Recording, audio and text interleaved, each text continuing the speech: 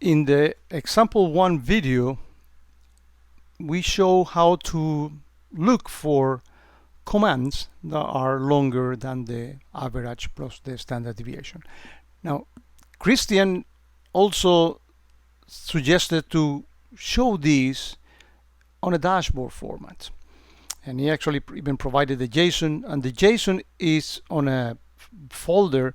Link is on the video description of this and all of my videos. There's a folder in there called Christian, and in there you'll find a JSON file that contains all the data. So you don't need to do any of this.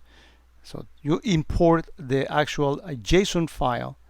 You go here, create a new dashboard, and then import the dashboard. You bring that JSON file, and all is good. So what this allows you to do is, instead of looking at that in a command line fashion, you can do it in here. And this is actually very simple. We are not using any graphics or any other stuff, but all those this is standard polls, and I have many videos on how you do polls and all this stuff. But let me walk you through some of the things that Christian did here. So first of all, you know that you can pass parameters in here. But let's actually go and edit this, and we'll see that if you ever saw curate a poll, you'll see that this is the same code migrated, of course, onto the new platform. So here, instead of having AQL, we have a obviously KQL search, and this is the example that we saw. Maybe he changed the view of the actual formula in here, but it's basically the same thing. The important part is that when you click onto one, you drill into another dashboard, and you do that in standard polls fashion by clicking here on the drill down. And notice that you can open a dashboard, which is the option that we have here, but you can open a URL as well. And here is the name of the dashboard that we are actually open, XFC command line, and that's the one that we saw on the right.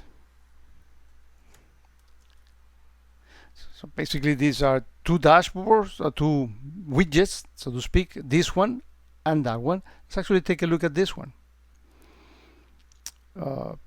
You can see the logic now that you know a bit of KQL. It will be very easy for you to follow the logic of this. One thing that I haven't, if you are following the videos by the playlist, I have not described the format datetime.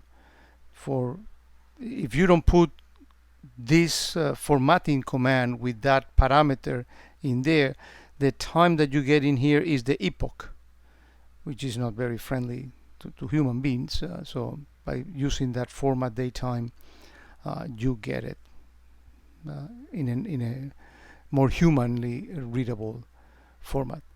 And again, short video just to show you that you don't have to see the things in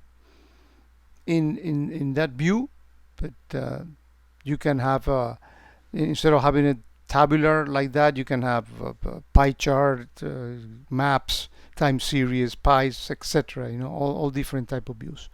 That's the beauty of polls that has migrated into the new login sites.